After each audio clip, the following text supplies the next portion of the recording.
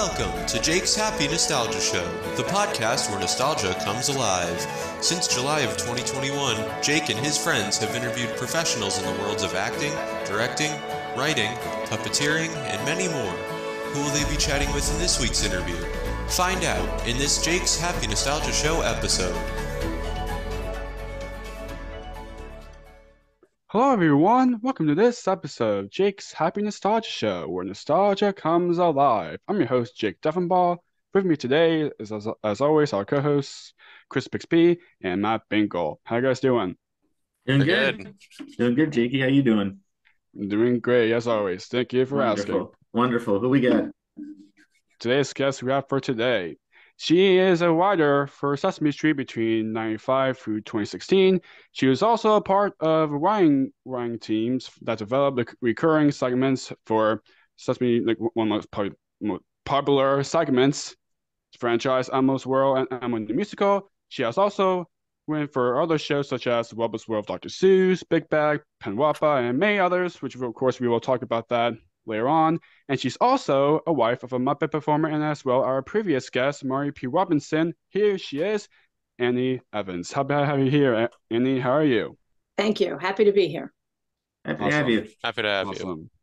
Awesome. So to kick things off, we know who you are, but for those who don't, would you care to introduce yourself a little bit? Sure. My name's Annie Evans, and I've been writing children's television for about 25 years. I started as a playwright. I went to college for theater, and I went to Brown University in Providence. And I came into New York and was working in the off-Broadway rough theater for about 10 years. And it was wonderful, and I loved it. And but I needed to make some money. And so I just, it's sort of how the universe works. And, at that time that I realized I needed to look for a TV job, I met my now husband, Marty. He was doing a puppet show at the O'Neill Theater Center. That was his first adult puppetry show. And I was up there at the invitation of Richard Termini to sort of be a writer in residence. And very quickly, I started working with Marty on this sort of dramaturging his show because it needed some help. And then I also started, being in it because I used to perform, and so it was very fun to just jump in and do puppets because I was a dancer, so I knew movement. And I just said, I need to get on a TV show. So he gave my stuff to the head writer at the time, Norman Stiles. And then a year later, I was hired, and that was the beginning of a long journey of many TV shows. Yeah, Norman. Yeah. You mentioned Norman. Norman's a good friend of ours. We actually just had him on with Chris Surf, who he's obviously worked with a bunch. That must have been great. Yeah, for our they're 100th episode. They're some of the nicest people on the planet. Yes. You get awesome. Words and edgewise between the two of them. Definitely. I've worked with both of them a lot. Norman is, I equate my children's television career, thanks to Norman, because he hired me and he took the risk of, bringing me on. And so I always will say he's the one who got me into children's TV. And then I did a lot of different songs with Chris, and I toured a little bit with Chris. We did a thing that was the 20th season of Sesame Street way back when. That was Sesame Unpaved, or was it 30th? It was a 30th season of Sesame Unpaved. Yes, Unpaved, yeah. Yeah. I did a lot of those touring things. Even though I was very new to the show, I'd only been there like 3 or 4 years. And I was like, why don't you have Judy Freuberg or someone who's, been here since the beginning? But she didn't want to do it. She didn't want to talk in public. And I can talk anywhere. So I was happy to go to some really fun colleges, and Chris did a lot of those too. So. Nice. Awesome. Nice. So, what was your background like, and how did you grow up? I grew up on Long Island. My parents had nothing to do with the entertainment industry whatsoever.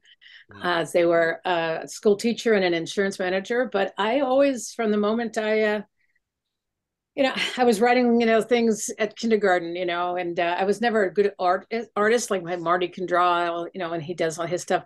But I always wrote, and then I started performing. I wanted to be a hoofer. I wanted to be a dancer on Broadway, and first I wanted to be a Rockette, and then I wanted to be a dancer on Broadway. Then I grew too tall to be a Rockette, so I was performing all through my, formative years, high school, and then I would go off to summer theaters and work there. And I was very, very into being a performer. But then as I went to college, I realized that my strengths were more in the writing and backstage rather than on stage. I mean, I was good, but I wasn't, I was in school with some people who are now famous, they were good.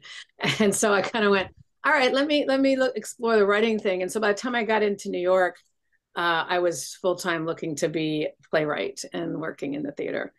But I would say that, much like Marty, I mean, all of my, formative training was on stage theater, getting involved in having a theater clique that I had in high school that were sort of, your bonded friends to keep you going through the hard times in high school, kind of stuff. So that's kind of Long Island, and then I was in Providence, and I was in New York. I took a brief journey to California to see how I liked it out there. I finished school early, so I went out my second semester, my senior year, and I just wasn't ready for this sort of California way. Just everything was about money. Everything was about getting my next TV show. I was working at a theater there, and they're just like, I'm not going to wear a wig because then my agent's coming and she won't see my hair. And, so it's like, this isn't for me. So I came back and worked in a, grungy theater in, New York City on 52nd Street. So that was more my style. Yeah. So I did that for a long time. I was definitely just, all in for, theater, till I was about, I got a movie deal when I was 27. I sold a one-act play of mine for New Line Cinema. And so I spent a year writing the film of it, and it was a great experience. I got money, but in the long run, they put it in turnaround. So they said, this was great, but we're not going to make it. So, and so then I went back to menial jobs, making money, and that's my parents got very ill, and then I was about 31, and I was like, I really can't live this hand-to-mouth thing anymore while they're so ill. So that's kind of when I met Marty, and it all kind of, came together, that sense. So nice. Awesome. Wonderful. So becoming a writer, how were you inspired to get into that field? Well, I was always interested in storytelling and, performing with it. And then as I, particularly in college, had playwriting classes. And I just found it to be, a mode of expression that was just so, I'm gonna say satisfying, but it was like a real drive to write. I don't know if any of you guys are, I'm sure you are writers if you're doing podcasts and things, that there's that, real drive to tell stories and to communicate with people that way. I find it I love reading, I love plays. I go, going to plays all the time. I just felt that that was just what I wanted to do. I knew kind of really early on that either I was going to perform or I was going to write, I was going to do something in that thing. But I found certainly I perform now, in very, modest ways, like, singing in church. I did a solo last Sunday, and everyone's like, you seem so relaxed up there. And I'm like, oh yeah, because it doesn't mean, because I don't, it's, I love you all, but it's not, if I crack, I don't care. But if someone's reading my, I have a book right now that's, that's at a couple of publishers, and I'm trying to rewrite it.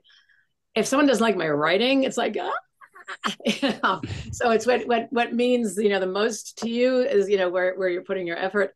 And so for me, the writing was always the one that was like, coming really from the heart. So that's kind of where I said, that's like where I really belong in terms of my creative energies. And that's when I started to really seriously write plays when I was 19. Before that I was, just sort of fooling around and I was directing things in high school and that kind of thing. But I wrote a play at the O'Neill Theater Center when I was there at the National Institute. That's for the college students that's there during the year. And that was it. I was like, oh, this is great. It was so exciting to have people get up and say your words. And I think everybody is like listening to what you have to say. So I found that to be really enticing that way. So that's kind of what kept driving me, to keep writing, keep doing stuff. So, and when people laugh at your jokes too, it's really great. Yeah, definitely. Yeah. Definitely. Very nice. So speaking of writing, your longest writing job was on Sesame Street. How did you begin working on that? Well, as I said before, Marty, he after we did his show, we became really good friends in that experience, because he was, speaking of nervous, I mean, it was his first puppet thing, and so that kind of stuff really brings you together. And I just told him, I said, I need a job. How do I get on Sesame Street? And he told me to because I hadn't watched the show. I'm just old enough that the show came on in '69, and I had two older brothers, and so they were not going to be watching Sesame Street. So I went right into like watching Speed Racer and Japanese monster movies, after school with them. So I didn't know the characters except like Big Bird, or something that was in the, out there so much. So I spent like a summer, I was back at my summer theater, and I spent the summer watching Sesame Street. And then I started to write skits. He said, just write some skits, and, and when they're good enough, I gave him a couple to read, and he went, I worked on him, and I gave him to some friends, and then I finally gave him a couple, and he went, these are great, I'll give them to Norman. So, and then, and so he just walked him into Norman. And then like 2 days later, Norman called, and he said, all right, yeah, you've got the character voices down great, but you need to learn the style, which is the sort of blackout sketch. It's kind of comes out of the sort of musical vaudeville, where you've got to have a twist at the end. There's, Jim Henson was great at, how the early Muppets would always, do their twist again by exploding something or eating it, so there's always that kind of blackout sketch turn at the end. And I would teach it for years when I would go internationally at Sesame Street, because I was taught everywhere in the world of Sesame Street during my days there. Mm-hmm. And it was always teaching that, the beginning, middle, end twist, how to get that funniness in there. So he said, you need to learn that, because I wasn't writing that, and so that's where I spent at that time, way back when. There was a real training session that Norman would do, that he would bring in a few people and give them, sort of, and you would get paid. So it wasn't like, you're putting yourself on the, on the line there. You were, but at least you're getting paid. Yeah. And then at the end, he would take you on or not take you on. I know during my group, there was like 8 people, and he would just sort of cut them as he would go along, and I was the last one standing. Oh. And so he took me in. So I joined the show that year. That would have been 93, I think. But that was a long process to get Norman to like my stuff and say it's ready to go. So that's kind of how I got on there. And then very quickly afterwards, you kind of once you break through the sort of wall of getting onto a show, then very quickly I was doing a show. I was doing Out of the Box and Big Bag and Oswald the Octopus, a whole bunch of other shows at Nick. That they just say, okay, she's doing Sesame, she can do this. And then also, I don't know how much when you talk to all these folks, you're aware of how much research goes into Sesame Street. There's a massive research component. Mm-hmm. And so if you're really writing for educational television, there's this whole part of, that's what I also learned with Norman, you get that curriculum guide, and you have to learn how to use the curriculum guide with your skits. So it doesn't become what Norman would call yucky writing, where it was just like, spewing out, education. That how do you meld it in with funny, and how do you meld it in with a good story? So that's what you're learning when you were training with him. But everybody knows that I've then done that training, so they know if I'm going into a show at Nick that I already know, all those different things that they teach in terms of conflict resolution, and so social things and giving and sharing and how that best works. So when they get they also get the educational component that has gone into you from other shows that you've written. So I think that also really helped me get on shows pretty quickly, because they just knew, okay, well, she'll know how to do that stuff, without having to, do 14 drafts because it doesn't work, Right, yeah. So, and then, every year, since I've been on the show for, at least 5 years, right? they have these curriculum seminars, and so I feel like over the years, because it was like 23 years, I got my own master's degree in preschool education just by all of the experts they would bring in for 2 days to do these long lectures about the different every year we'd have a main topic, and then so it'd be about that main topic and how to do that, whether it was science or there was so many different ones, and the great marshmallow tests and all these things that we learned how to teach kids about waiting, and so I feel like I kind of really got a master's degree while I was there. So I'm kind of curious. What do you remember the first thing you wrote for Sesame Street? Oh, absolutely. You know why? I know it. In fact, I'm looking at the script right now. There it is on my office. I don't know if you can see my crazy office, but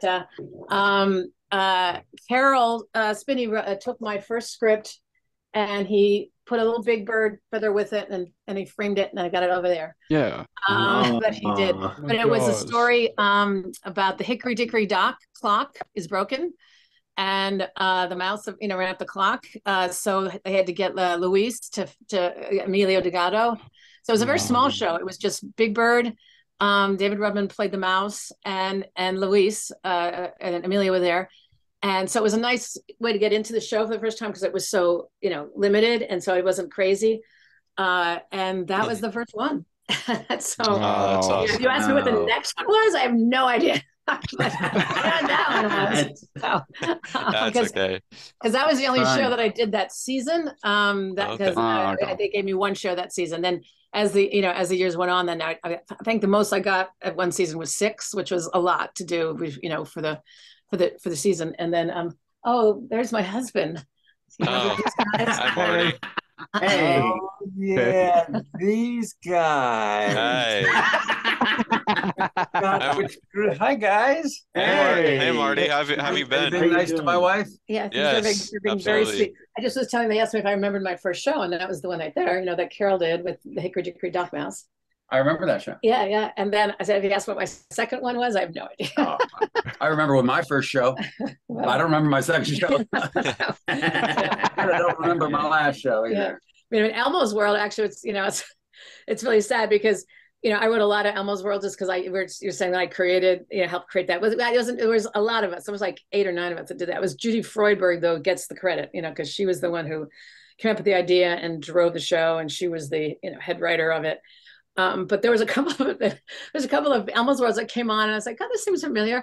And I realized, I wrote it. That's why. I didn't remember my Elmo's Worlds because I'd done like 10 of them or something. So I said, so it does all kind of blends after a while. My shows are like that. I'll watch a show. I say, oh, gee, that's my character.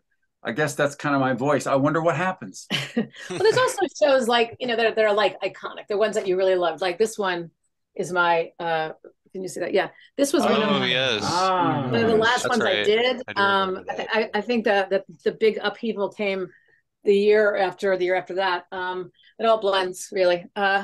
But that one was just a great show. It was fun. And then other ones that I really like, the twin show that we did. That was we had Peter Linz's twins, we had my twins, and then we had Chris, his twin sister.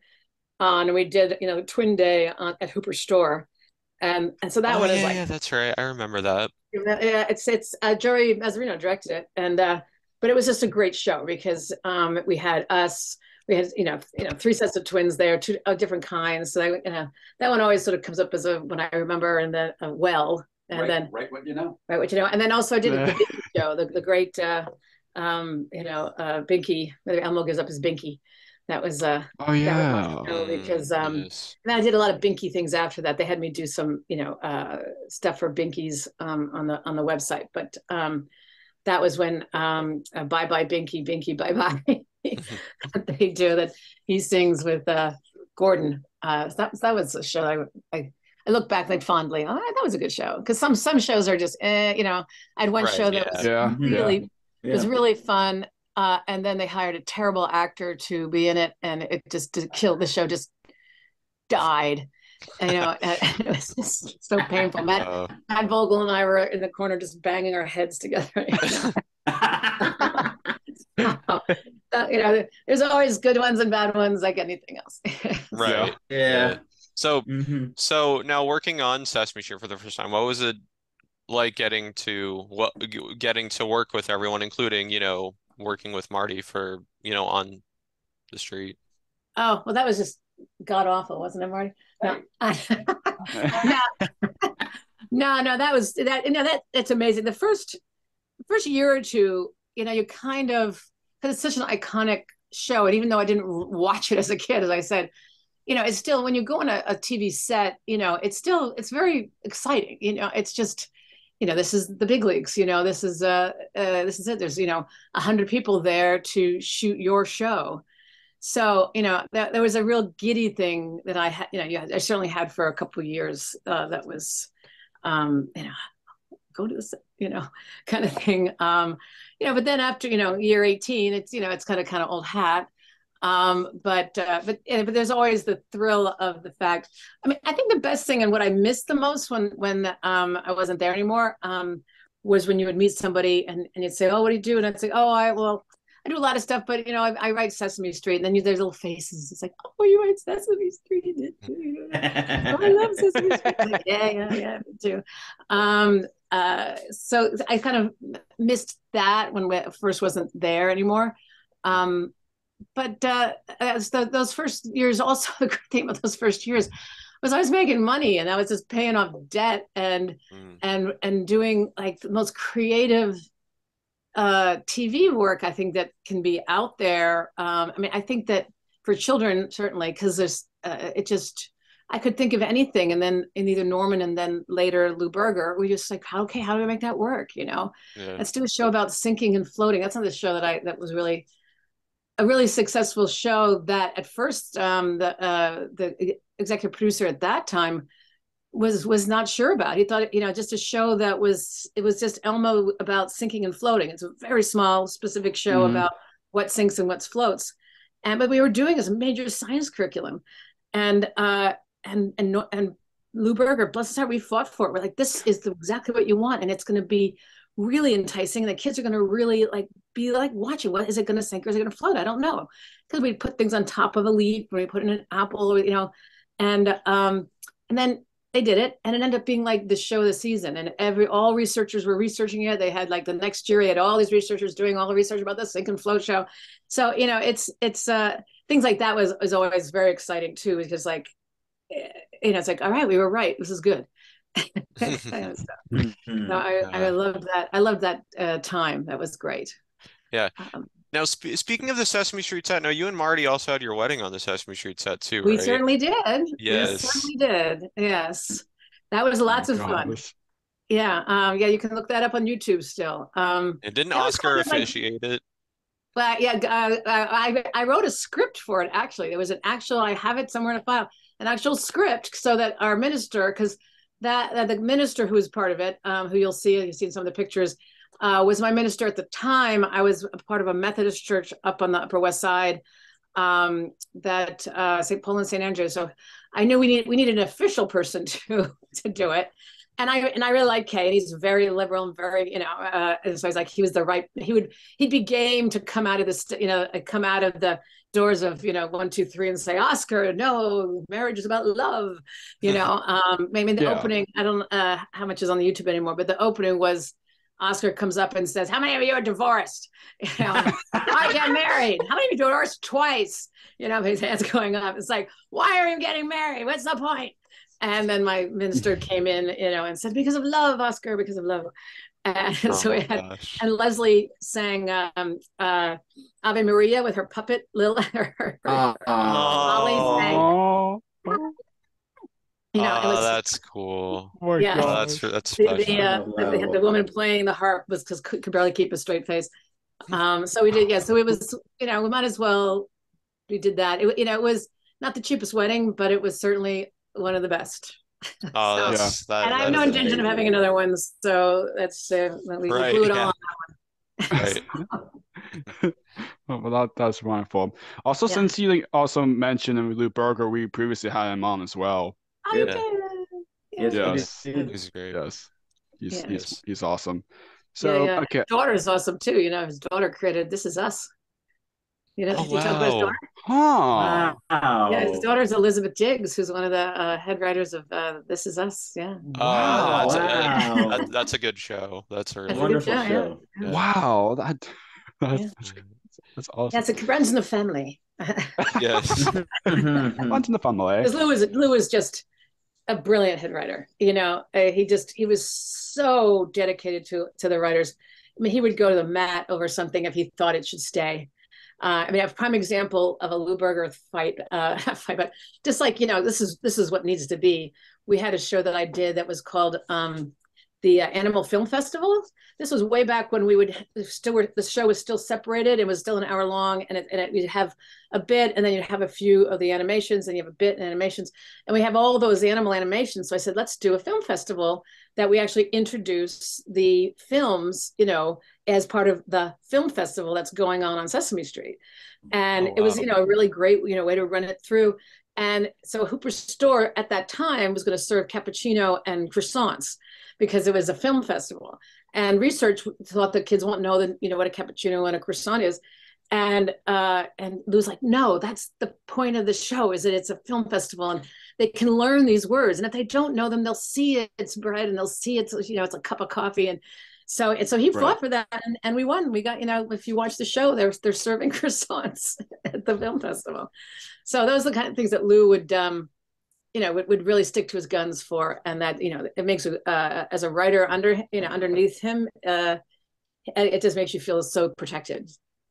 He's got your back. That is awesome. Yeah, there are a lot of good ones. There are a lot of good episodes you wrote that I remember, actually, because I obviously did some research before we did the interview, but there are a lot of good ones I remember that you wrote. Yes. Thank you. Thank you. It was a good run. Yes. Yes. Definitely. Yes. So, okay, this is very interesting. So, do you have any favorite home videos you wrote for Sesame? Favorite home videos. God, I mean, I did so many, and they put so many together. Yeah. That it's like which ones that I would say were my favorite, or ones that I thought were really successful. I did a birthday party one that was really good, and I remember it specifically because my father was passing away, and I was in his hospice room, and I was writing the show, and so I'd be trying to go from being happy with his birthday party and then checking on dad, having the birthday party. So I think that show has a certain, hold on me, because I was like, two things were going on at once, and you're trying to keep your life going forward while you're also, have that moment in the now where you have to be. So I have a couple of, favorite live shows. I did a lot of the live shows.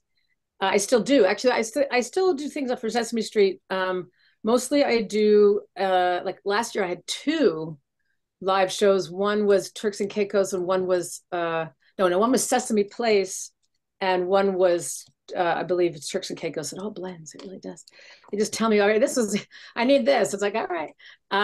But those are really going to be really fun because Pam Orsiero directs them a lot. Oh, yeah. So they're awesome. big, walkarounds. But I still do those, and I still do some international things. Like with Kurt, I did a bunch of things for Singapore and stuff. So I'm still part of the show, but not really. Right. There's like not a part of the main. Yeah, not a part. I'm Yeah.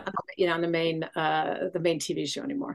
But it's nice to keep my hand in too, because I kind of, it reminds me, oh, what's going on? Oh, okay, that's cool. Give me some new songs that got written, because I wanted to put new songs in that exist now that were written after my time. So and so I get to sort of see kind of what's going down.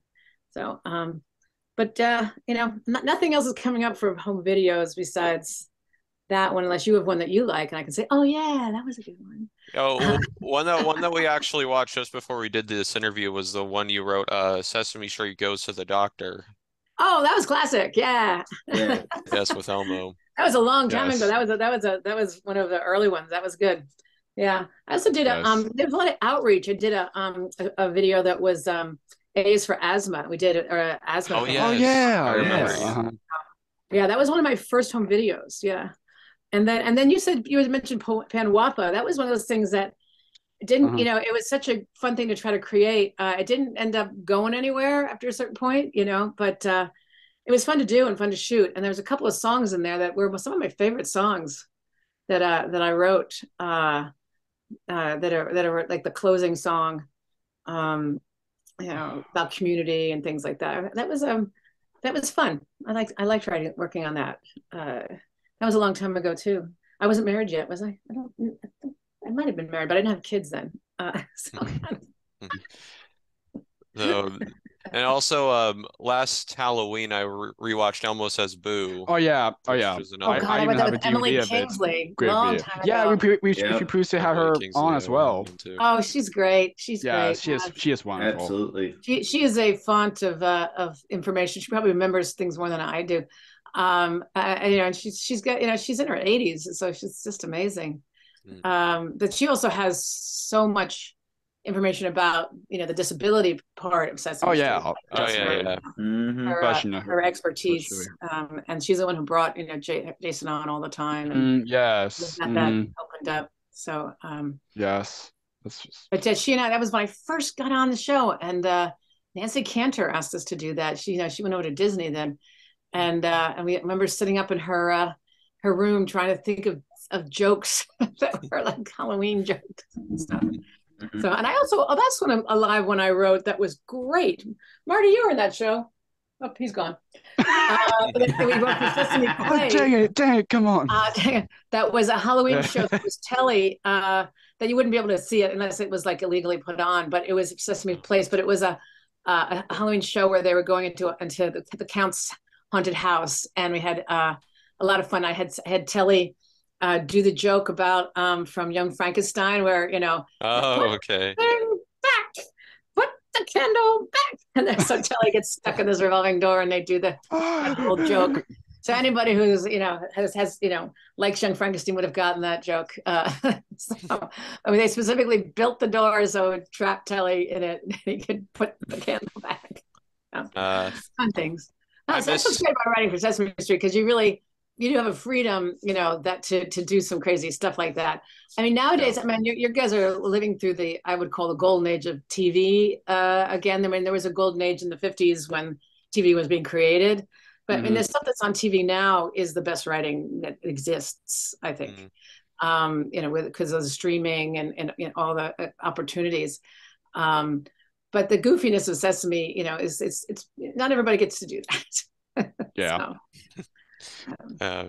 So now we mentioned this at the beginning, but among the many things you worked on for Sesame Street was co-creating Elmo's World. Can you and we talked to one of the other co-creators, Kathy Turrow, about Elmo's World. Can you kind of talk about like what went into the creation process of it and what your part sure. was? I'm sure a little bit it will be repetitive, and what I remember, it was great fun. I mean, it was great fun because they gave us a sort of blank slate, and there was about 8 of us, and we had a month, and they gave us an office, sort of conference room at the offices on Lincoln Plaza, which is on 68th Street and Broadway, and I lived just up the street from there when I was living in New York, and so I could, I always just rode my bike down. But so we had a whole month of like Tony Geis was on it, and Judy was on it, and Belinda Ward was on it. Who else? Emily was there.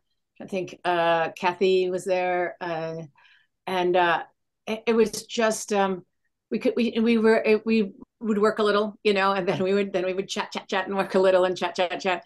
But they gave us that free rein to sort of really get into, each section of Elmo's World that was, so that, and the scientific philosophies behind it, so that each little section of Elmo's World really, covers an angle of scientific investigation that, in terms of asking questions, in terms of, visual, and it was really, really, really well thought out.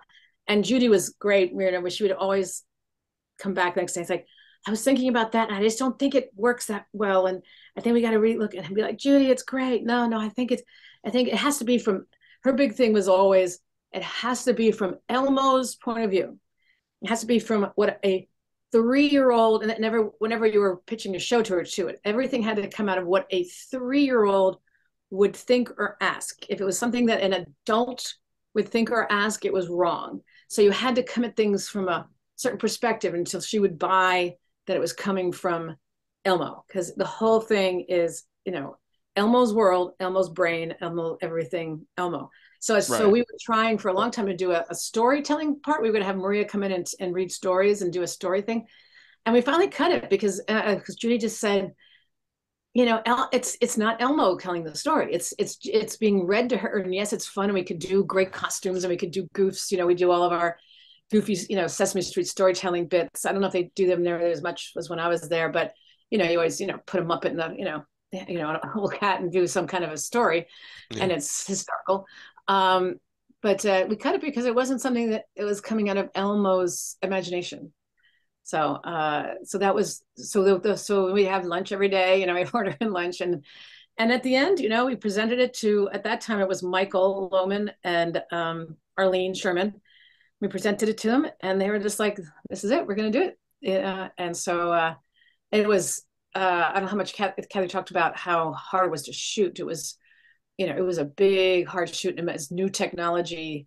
Yeah. And get a whole new computer company to come in to really do that technology well. I mean, now it's a walk in the park, but not back then it wasn't. And so we had to really get people who could make that backgrounds play and work and the stuff. And and then each of those puppets, that were made for that, it's like, let's talk to a truck, let's talk to a wild animal, let's talk to, a birthday. I think with mine, we talked about birthday cake. I mean, I wild animals. I did birthday cake. I did. Dogs. I did dogs. God, there was always dogs running in and out. That one too, yeah. And I had one that never got shot, which was so sad. I did trucks, and it was right when things were switching over, and they weren't going to do anymore, and it just didn't get on the roster, and they made a beautiful Muppet dump truck. Talk to a dump truck, I mean a bulldozer. So it has, and it was just beautiful. And they ended up using it for some shows that Marty has actually played it, because it was like, you're not going to waste this freaking puppet that, was so beautiful. Right. We never shot it. It was just such a shame. I got paid to write it, but, it just, it would have been a great show for, for the lexicon of Elmo's world, so. Yeah, I think Elmo's World was definitely a good idea too, because at that time, Elmo was huge, because you had the whole Tickle Me Elmo craze, and then 2 years later was when they were starting to do the 30th anniversary stuff, and around that time, they did Elmo Palooza, and then they did all these things with Elmo, and lo and behold, you got Elmo's World. And it was also really important for at that time we were trying to capture the 2-year-old viewer. There was a whole thing about what our demographic is, and how high we can get. And as more and more TV shows for kids were coming out, we were losing kids earlier. So we were like, okay, then we really kind of need to shift a little bit to get that 2-year-old demographic. But who wants to put your, it's like your 2-year-old in front of a TV, so we wanted to do something that was really good for 2-year-olds. Mm-hmm. So that was the sort of impetus behind it. And then actually, my kids never watched any TV until they were 2. And the first thing I put them in front of was Elmo's World, and they liked it a lot. And then I put them in front of Thomas the Tank Engine, which is sort of a similar kind of energy. They got really into Thomas the Tank Engine, Wow. And then one time Marty and I had, for Christmas, I got all these on eBay, like old Thomas things, and we had the whole living room, just all this tracks for Thomas for them. Wow. Oh my gosh. But then unfortunately, as soon as I gave them, Snow White, that was it. Princesses. And I bet you they never watched Sesame Street again after that, because they were just princesses, which is, But at least I know that we all felt when the show was coming out that we created a really good show that if parents are going to put their kids in front of the TV early, and if they need to, whether it's the only time they can take a shower or whatever, the issues are because I mean, as you know, I'm sure that Sesame Street was originally created for co-watching, which is why we had two-level writing, which I'm sure Lou talked about a lot. And that's why you have, writers on Sesame Street who are like people like John Weidman, who was, Stephen Sondheim's book writer and things, because you had that two-level, you could do those really goofy monster piece theaters and all those kinds of things. But the kids were happy and the parents were happy. But then you start moving into that, the parents are too busy trying to get out the door. So Elmo's World, I think, really did a good job of giving something good that, you got to put them in front of the TV, watch Elmo's World. So. Definitely. All right. That's for sure. Do you have any favorite Elmo's World episodes you wrote? Dogs was definitely really fun because there's just, a bunch of maniac dogs, just, and then when you put a bunch of the performers, in a situation where they don't have a lot of stress with, because they don't have a lot of lines or anything, they're just being, crazy Muppets. The set is so fun because they're just laughing and doing goofy things and, dogs jumping on each other, being, so I remember that shoot being specifically really, really funny and crazy. And then, so one of my, also, in Elmo's World, we had, of course, Mr. Noodle, and so that was when I got to meet Bill Irwin. I didn't really know Bill before that, but God, he's just a great man, great guy, and such a talent. And so we did things with Bill, which was just so much fun. But then we had Michael Jeter take over when Bill was busy, and Michael Jeter, bless his heart, he was a nutcase, and he would always do stuff that was, a little dangerous. And on my shows, I don't know why, on my shows only, Michael, we on the dog walking show and the dog show, he was doing an invisible dog. Yeah. Yes. And listen carefully. He did a flip, and he fell, and he dislocated his shoulder, and you can actually hear, that's like thunk, a crack or whatever. That I don't think we were able to get it out, but you could definitely hear it when you did the playback. And it's like, Mike, so he had to go to the hospital afterwards. So we had it, it's like, Mike, oh my God, so they take him away to the hospital, and that was it. They used what they had. They had plenty of material to do the bit. But it's like one of the last things that he did, was the, dislocated shoulder. And then, okay, he's back, it's good. Next season, it's like, Michael, it's good to see you. We're doing birthday show. And he's wrapping a birthday present for that one. And he's doing crazy stuff, wrapping it, himself. And then there's the tape, and he's pulling the tape, and he slices open his finger on the tape thing. So there's blood everywhere. And off he goes to the hospital again to get now, but at the time it was horrific and funny, but horrific.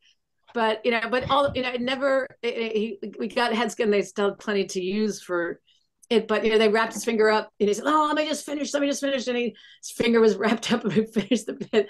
Then off he goes and gets stitches for this. They cut his finger open. But I was like, why my shows? Why is he always getting wounded on my shows? Oh my God. So those are some very strong, powerful memories from Elmo's World. Oh my gosh. What was it like working with Michael?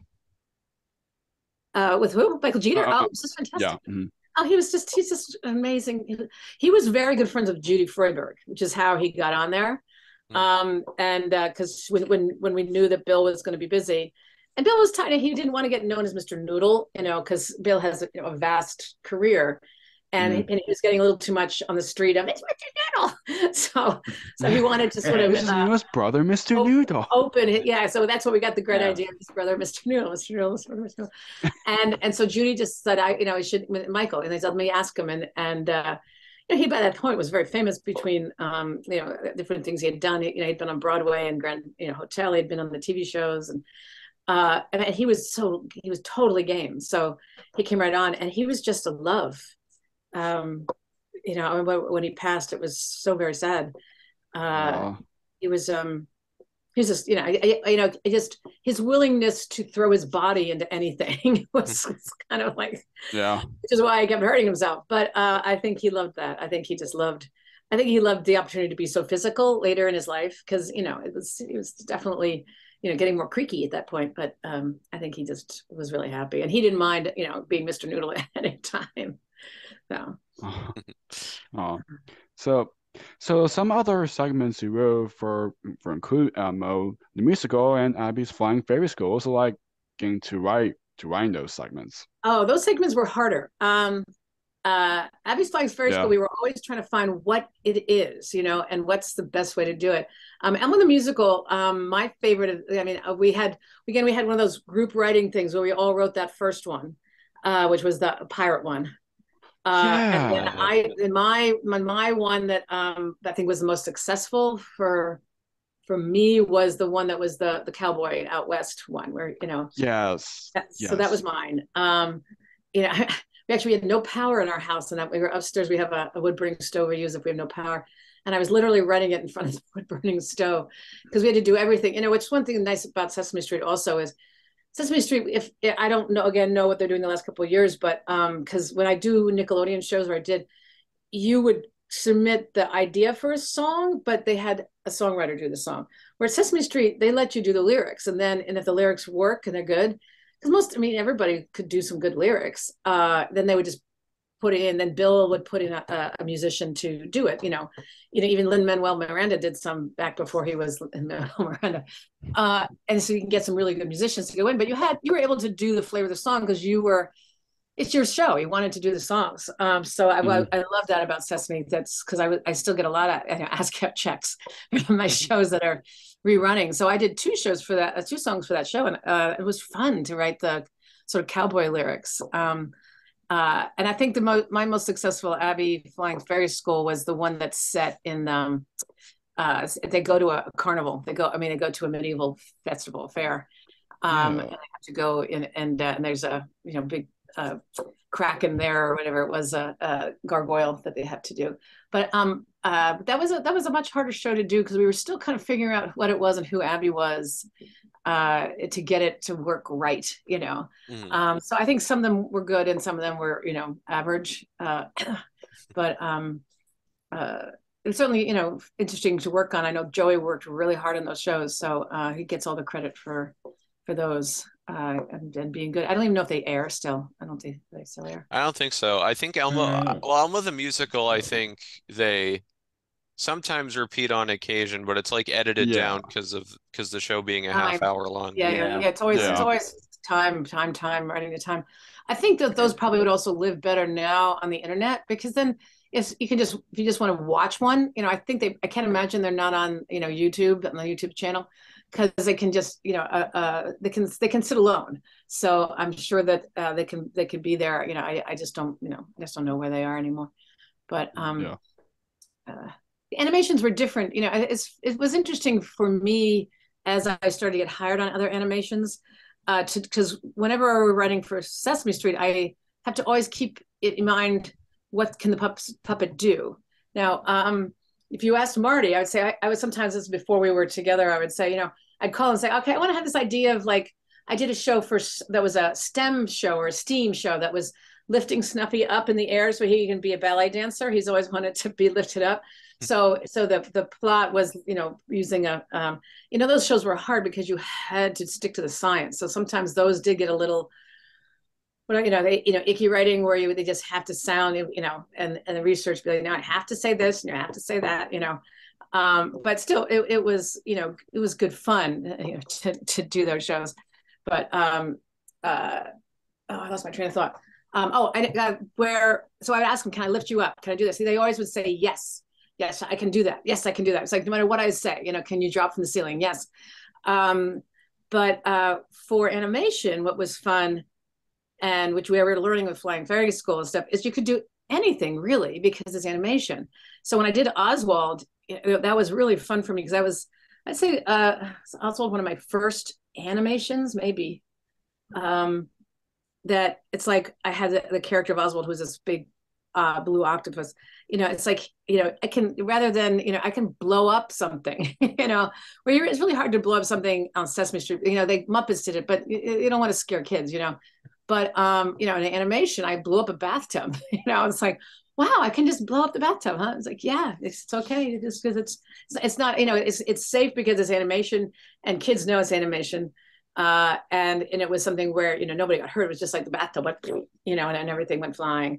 So that was kind of fun, and getting people stuck in things, and that there's, a different mentality if you're running animation in terms of stretching characters out, or, doing things, smushing them against walls and stuff that you can't, but you can still smush a Muppet against a wall too. A long time ago, Nancy Sands wrote a story where Elmo closed the door on Elmo and he was like this. Now, I don't know if they would let us do that anymore, but it was really funny back about 20 years ago. So.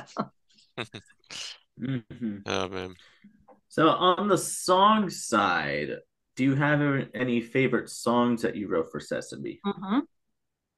I do. I have a song I wrote for Grover that was Super Grover with the G. That all the words are. You can. Yeah, I know that's on YouTube because I use it on my web page for samples. If somebody wants to see a song I wrote, I use that one. Super Grover with the G. That he's gargantuan and he's all these. He's all these things. I wrote a show. My first. Let me ask one of my first. What was your first?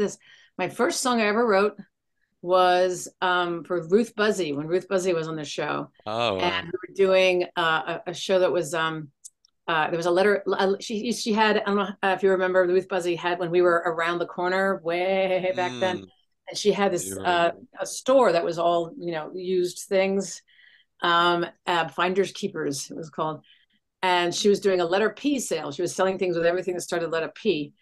And so Norman wasn't letting me write a song right then. He said, you just learn the show first before you write a song. I said, I'll teach you how to do it, and then suddenly we got this show idea from me. He says, oh, this is a great show for a song. I said, oh, but you told me you need to kind of teach me how to do a song. Don't worry about it. Just it's like AABB or BBAA, I just rhyme it, and then off you go.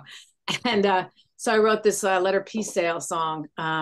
It's a letter P sale, for a penny you can pay for padlocks and pencils, but only for today. That was my first song that Ruth sang. It was so much fun to have Ruth Buzzy. That was big for me and for Marty, because you guys are much too young to know Laugh-In, watch Laugh-In.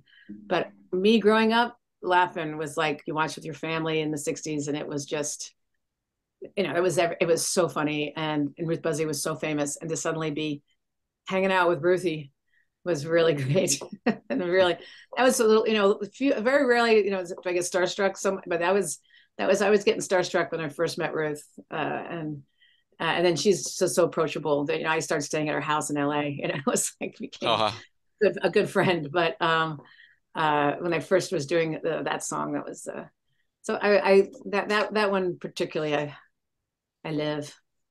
Yeah. That's awesome.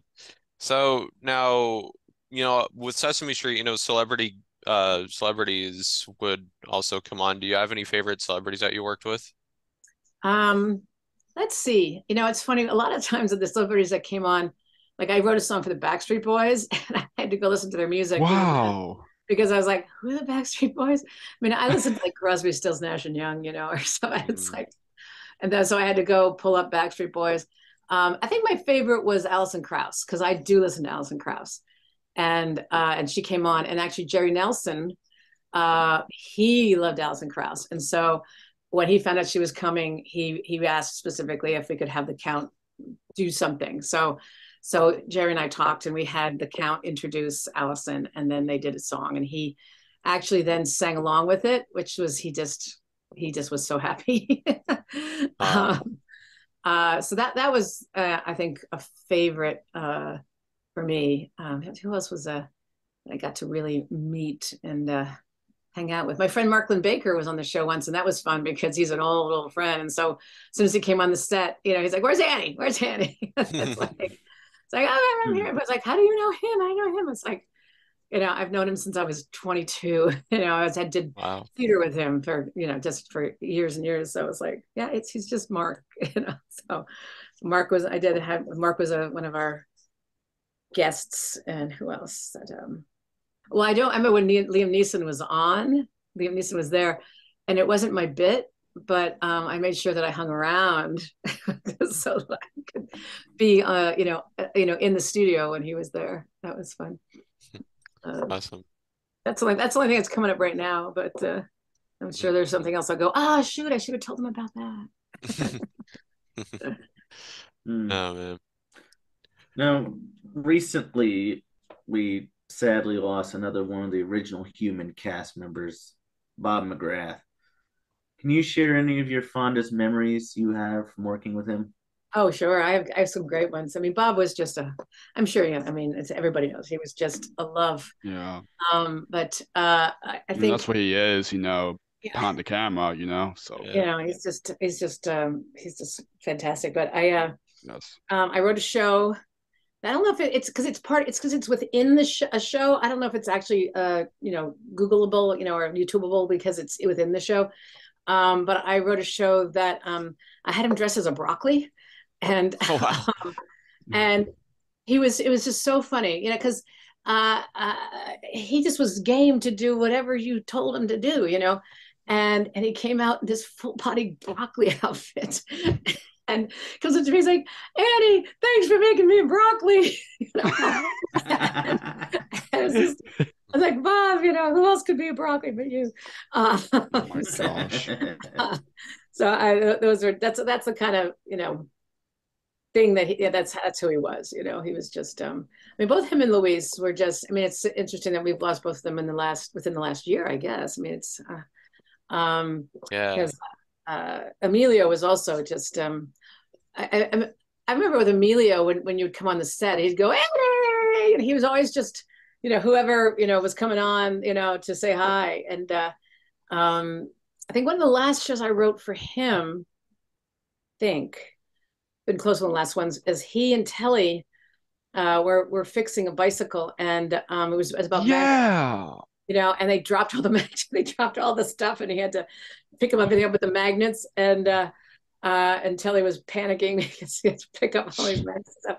And it was a great combo. And I just because I just remember hanging with him, and just he was having so much fun beyond the set, because as you probably saw as the years have gone on, the older cast was used less and less because research was becoming in with saying, oh well, kids want to see people more their age, and so we brought in Chris and people who were younger, which of course has its validity, but there's also the beloved grandfathers. What about our grandfather? What about our older cast? So to have a show that he was on and was there and was on the whole time, it was just so nice to have him there. And that was I just remember that being a lot of fun takes and a lot of laughs, because there was a lot of props, and if you have props, there's going to be things falling and and like do that again, kind of stuff. So I don't remember my last show with Bob, but I do know that the broccoli was a classic. Oh, that's yeah. I've heard many wonderful stories about Bob, because we interviewed one of the other human cast members, Allison Bartlett. Mm-hmm. And she talked about, Yes. that Bob was basically like a mentor for her. Oh yeah. Yeah. He definitely was. He was there from the beginning, and he was Oh yeah. just really kind and that way. Oh, I have another good Bob story where this is not on the show. This was when Marty and I were first sort of together and dating, before they got a little tighter restrictions on the Macy's Day Parade, that he had a pass for me to go to the float before it left. Oh. And it was pretty cool, and we're all bundled up and we're saying hi to everybody, and it's definitely a Sesame family, because there's people who have been there forever, and if there's someone new, they get pulled in. And but what was really fun was and there was like some famous person, I'm not gonna remember who it was on the float, and it was singing, but this whole group of marionettes, right,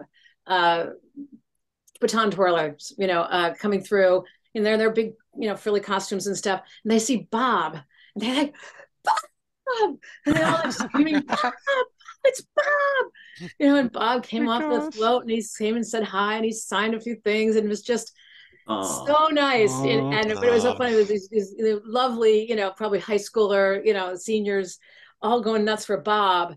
It was just it was so lovely, just to see how far his influence goes, So he was who they saw when they were 3 and 4 years old, as so it's they'll always remember who Bob is. So it's That's awesome. So now, continuing to work in the, kind of puppetry field, you also, which we mentioned earlier, wrote for Obvious for the Dr. Seuss and Big Bag. Can you talk a bit about those? Yeah, I wasn't on Seuss for long because I had, remember I said my parents were ill, and that was right when they started getting ill, and I had to leave the show. So I created a character called Seuss Snoo, and then I talked to Chris, and Chris was like, "All right, is that a character from books?" I was like, "I don't think so. I think I just made that up." And off they went and did Seuss. But I did a lot of Big Bags. That was a hard show because again, it was finding itself, and it was. I don't know if it actually ever found itself before it was not, renewed. But I think my favorite things about working on that show was there was the socks, and those were lots of fun to write. But it was, it's a long time ago, so it went kind of as, a little bit not, top of my head of things. There was another show that I did. God, it was out of Minneapolis that had a lot of the young puppeteers now that are, the hot puppeteers now. I can't remember the name of that show, but it was set in the jungle. It was, and that only had one season, and it's like, God, we need another season to really find out who it is. I mean, if you look back at Sesame Street, the first season of Sesame Street wasn't that, it was still finding itself. It wasn't like the best episodes, I mean, by like season 3, probably those, then it probably was just crackling, but all shows, need a little time to find out who they are, so it's kind of always a shame if a show doesn't get a chance to hit its stride. Certainly at season 54, I'm sure it's hit its stride many times. It has been, I mean, Sesame Street has been redesigned so many times in terms of fitting whatever's the flavor of the month for a kid's show.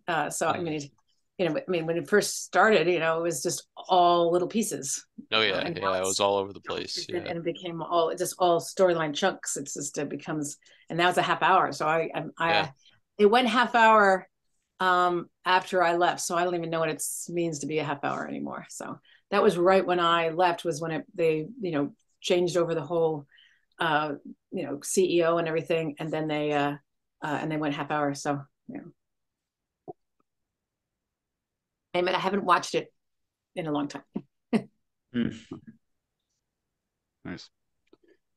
So aside from puppetry, you wrote a few episodes of the Disney series Out of the Box. What's it like within the show and getting to work with Tony and Vivian? Oh, that was great. I mean, Out of the Box, I was joking with, that's where I met Brian Meal. Brian Meal, yeah, he wrote on the show. And he was, he's, another Renaissance man, and he's like me, actually. He writes fiction, middle grade fiction now. And I have a book that I'm working on right now with an editor.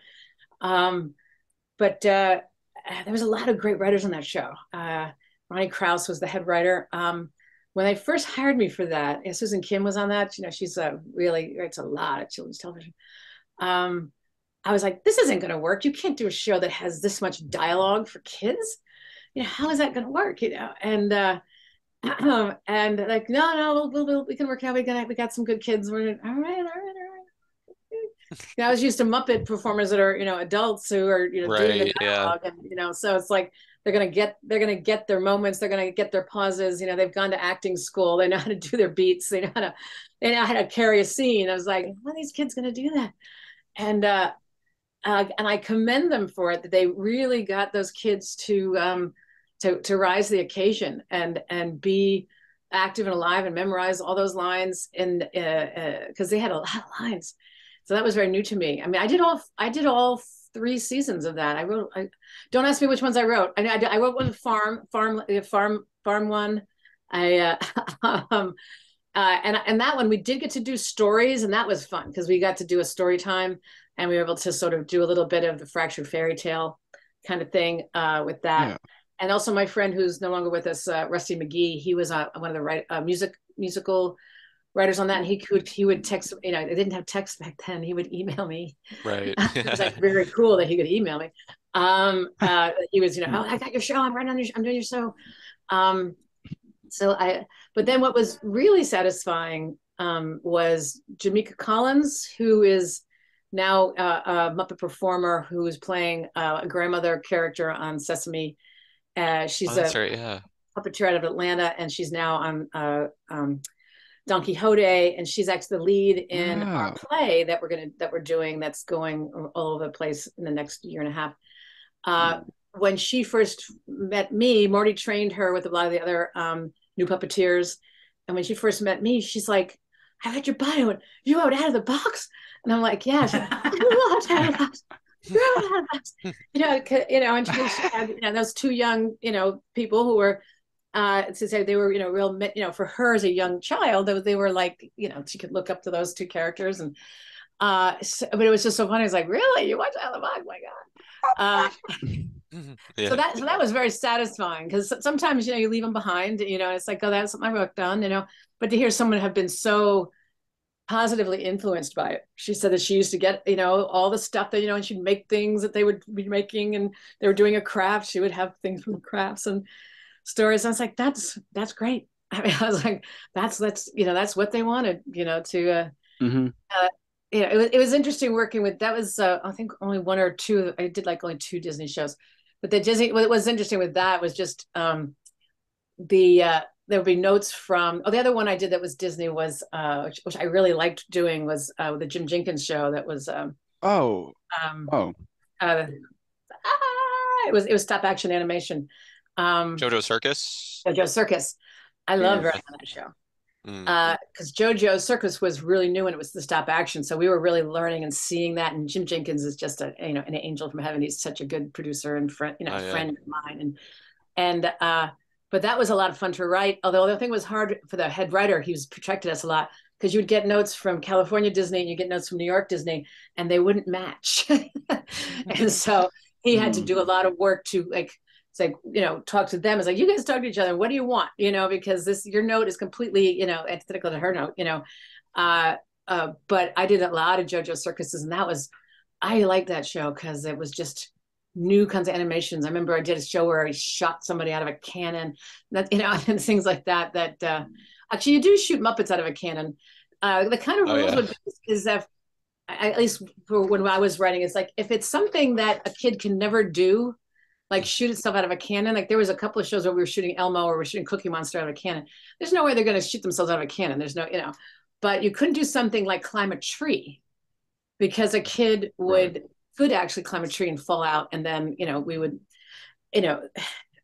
feel, we wouldn't be liable necessarily, but we certainly feel guilty about it, so we weren't allowed, so we couldn't put them in situations where a kid could do it, but it was something ridiculous, and they could do it. But JoJo Circus, I definitely did a couple of crazy things. And that's one of those shows where I couldn't write the songs. I would just have to put, this is what the song's about, and then somebody else would write the song. But that show was great. But Out of the Box was terrific. Another show that I talked about, Oswald the Octopus. I went and I was working in India. Oswald. Love Oswald. Yeah. Yes. Yeah, I was in India, and I was doing this because I don't know how much you've talked to people about the international stuff. I know Marty probably talked a lot about it in his podcast because it's his favorite part. But I was in India for a month, helping to write the India show and training the Indian writers. And for whatever reason, Oswald the Octopus I got moved over from Nick to something, and it was really big in India. And I was like, and I hadn't even thought about it because I only had 1 season, or 2 at the most. But I remember feeling like, oh, this was cut off too short.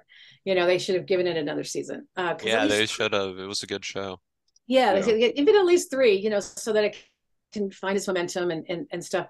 But I was just like inundated by people. Oh my God, you wrote Oswald the Octopus. It's like, yeah, but it wasn't something that I expect to get that much excitement about. But it was nice, for Dan Yaccarino and those folks who created it to know that they really had an idea.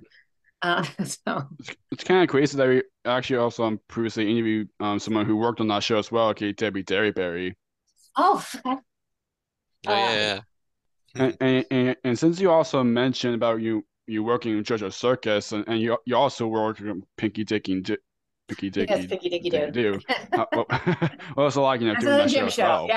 Yeah, that was I actually, they asked me to do another season, but I was really inundated, so I didn't do the last season. But that one, at that point, I was feeling really confident with animations. And again, only reason I did it because I was kind of busy with international stuff. Was because of Jim, that he was there. That was his show and his characters, and he made those out of stories he used to tell his kids. So and because he had books also that were based with that, and so I mean, I would do anything with Jim Jenkins. It's just like we actually have talked, in the last years about doing something else together. And it's hard in this day and age because there's so many shows for kids. When I first started, there was 3, 4. What is there? Hundreds now. So it's just it's not as easy to get things going. Yeah, Pinky Dinky Doo's a good show. I remember it was on Noggin, I think, and then years later it popped up on HBO for a couple of years, I think. For a little bit, yeah, because I think it's sold around and stuff. So yeah, because that was wasn't that also a Sesame Workshop production It was too? Sesame. It was a co-production with Sesame. Yeah. Yeah. Yeah. So that would have been around when HBO picked up Sesame Street, because it picked up some of Sesame Workshop's other shows too, which is interesting. Yeah. Yeah. And I didn't do a lot of those. I think I did 3 or 4. It all blends together. So now, over the years, you won and were nominated for many awards for your, writing work. How does it feel that the projects you've worked on have become so successful? It's wonderful. It's wonderful that the work gets noticed and appreciated. I think particularly, the Emmy Awards are all great, but because there is a group, so it's rewarding the group of writers. It's not, they don't nominate just one individual show. They nominate the whole company, the whole season. So it's a group win. But there's a couple that I won. This one. This one is for asthma. So this is the Aurora Award. This is for social. Oh, wow. Wow. So it's really, that's a good one to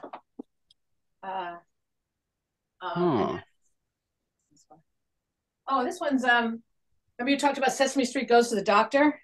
So that won an international award. Wow, that's awesome. And this one is, oh my gosh. What's this one? Oh, this is Sesame Street Beginnings. This was a long time ago. Where they're like the baby. Yes. I remember Sesame Street. Oh my gosh. You really know your Sesame Street. My God. It's been a long time since I've seen Sesame Beginnings. Let's see.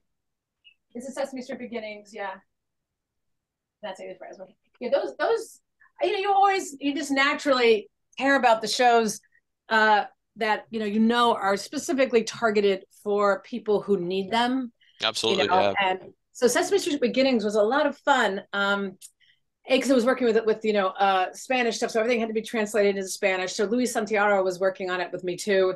He was doing the translations, and some of the songs that were written for it had to be sort of rewritten because the Spanish isn't going to match the English in terms of musical beats and stuff like that. So he had to, we write a song like that for the Spanish audience. But there was things that I learned from that show more than other things that I've done that I did with my kids because of the research we did and things.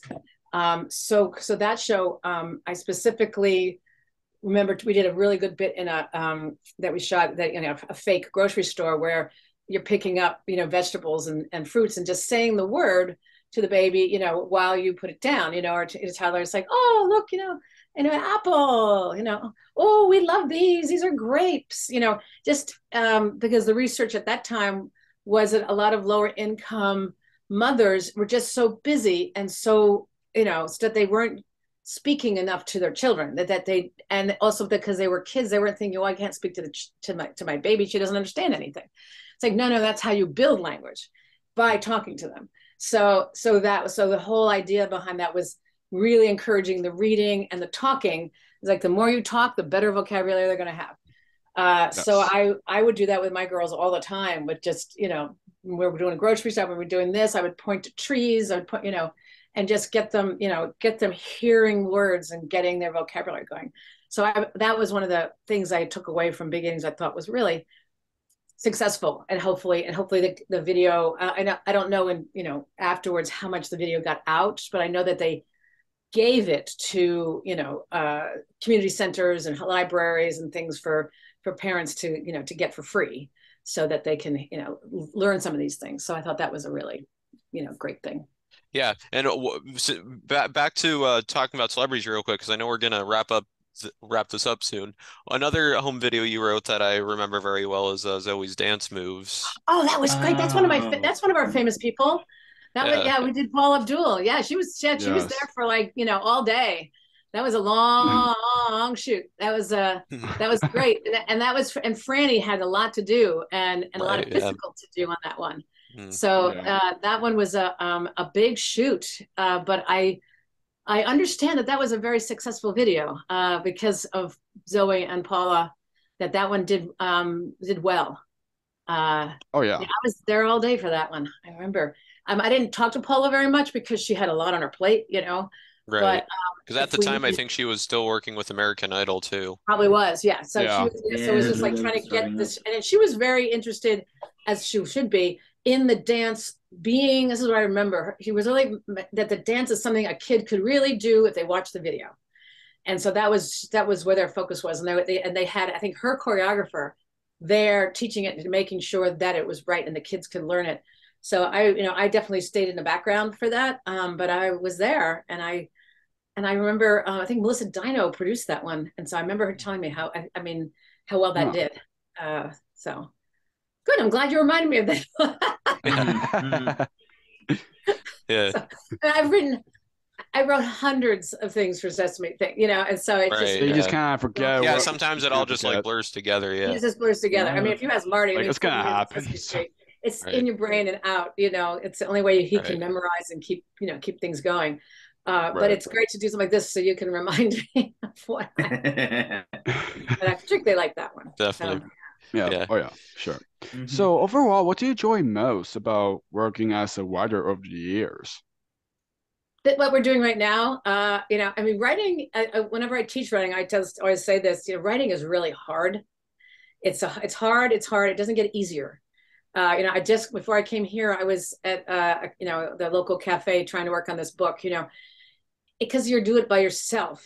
Certainly there's some TV shows and everybody writes in a group, but the kind of writing that I do in children's television, because it doesn't have the money to have a writing room and stuff, you're alone a lot. And that's hard, and you're making decisions and trying to be funny and create arcs and all those things. And it's a struggle. Tony Guys used to say, I love writing when I'm done. And so,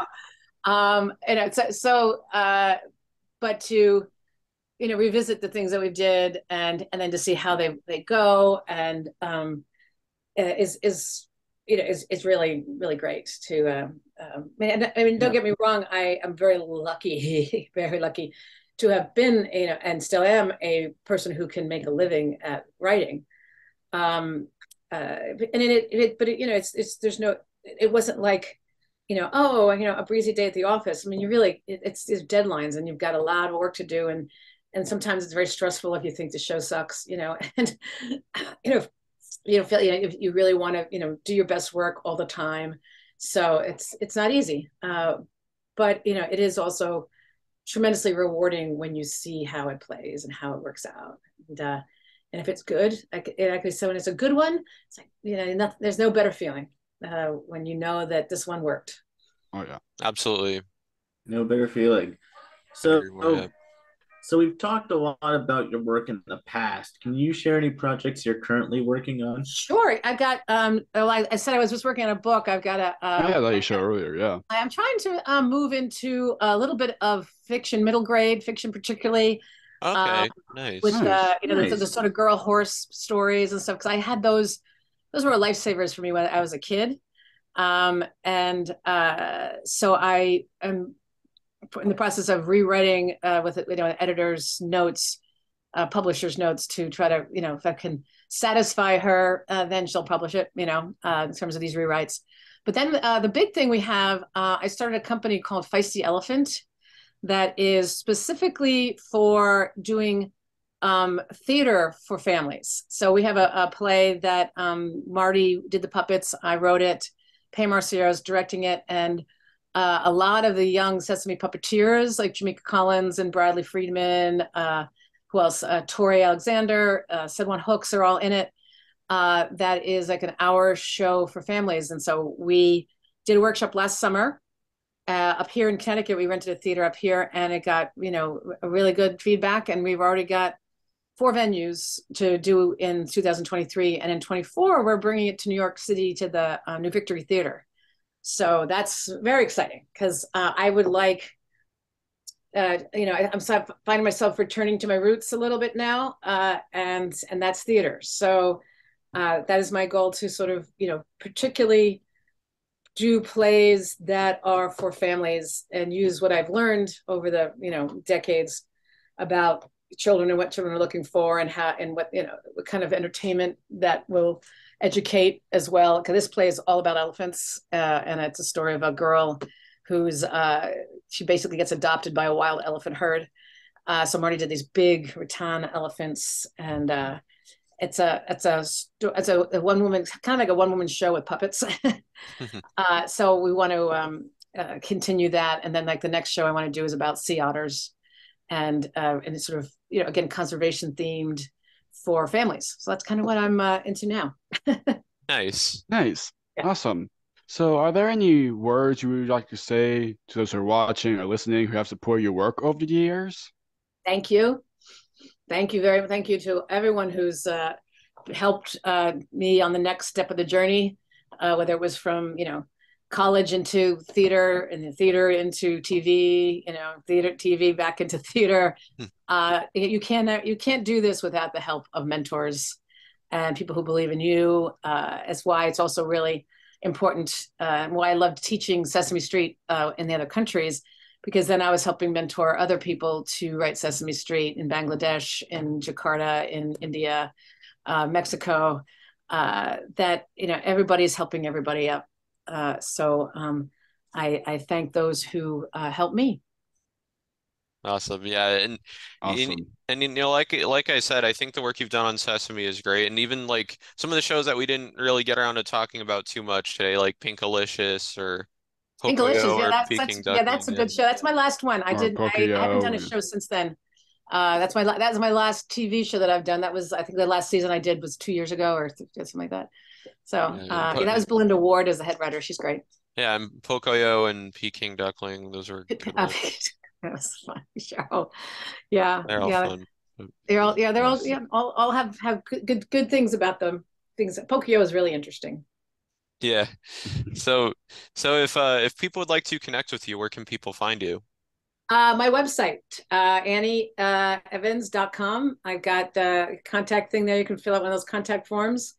Has all the stuff that's I have to update it with more of the Aanika's elephants information. And Yeah. I'm working on getting a website up for my Feisty Elephant company, so then you can go and see all that we're doing with the theater stuff. So Marty's is sort of the I'm sort of the artistic director. I think that's what we gave ourselves titles. And he's the sort of production designer for the company, because he's the puppet builder, and I'm the so I'm assuming everything we write for that will be with puppets. It's what we do. So I'm the artistic director. No, I guess I'm the producer. I'm the producer, and he's the production designer. So Nice. And that's all coming. I'll have links to the websites, to find all that stuff as the Awesome. months go on. So. yes, and link Awesome. to and for those watching or listening, link to Annie's website will be in the description down below. So now to really wrap this up, so the question that that Matt's about to ask is a question that we ask at the end of each interview to all of our guests. Yes. In fact, we asked this to Marty when we interviewed him. Yes, we did. We asked this to him. And now it's our turn to ask this to you. Now we ask you. Of course, this podcast is called Jake's Happy Nostalgia Show. When you think of nostalgia, what do you think of, or how would you define the word nostalgia? Interesting. Because nostalgia is interesting. Because I actually have been thinking about nostalgia, because I think nostalgia is a double-edged sword, because nostalgia you can get lost in nostalgia and not move forward, or not be in the now because you get lost in nostalgia. But then also nostalgia is glorious, you know, because like, if I go back to some place where I can smell like wet wood, or I can smell taffy, immediately I am back, you know, in Asbury Park, New Jersey. I'm 5 years old, and we're at the carnival, and I'm smelling all that stuff, and that's just, you know, that's life. That's, you know, that's sort of memories, and you're really living that experience again, and it is, you know, wonderful. But you also have to be sure that you don't get caught in your nostalgia, and That's true. Always, and you're always moving forward. Everything is, you know, we're here. I believe that we're here for a purpose, and whatever your purpose is, it's not back there. It's going to be going this way, you know. So. Yes. Awesome. Great. Great words to end on. Yes. Great words. Oh, guys, you were great. Thank you. Yes. Thank you. You were great too. Keep in touch. Yes. Awesome. Yeah. Yes. You've interviewed a lot of my friends. Yes. And we got more coming up. Yes, and thank you so much, Annie. All right, thank you. Bye, yes, you're welcome. And thank you for for being for part of our childhood, being a guest, and yes, and keep up your great work and see what's next for you. Yes. All right, bye. Have a great day. Bye, Annie. Enjoy the rest of your day. Bye. Yes, and it's goodbye from us as well. Yes. Yep. Yes, we absolutely enjoyed our time with Annie Evans, and you know, as always, you know, keep looking out for Stay tuned for more episodes. Great interviews, and remember to keep nostalgia alive. Bye, everyone. Bye. Take care, everyone. See you next time. Bye. Bye. Thank you for tuning in to another wonderful Jake's Happy Nostalgia Show interview. Be sure to follow Jake and the crew on social media and stream the show wherever you find your favorite podcasts. And as always, remember to keep nostalgia alive. Bye-bye.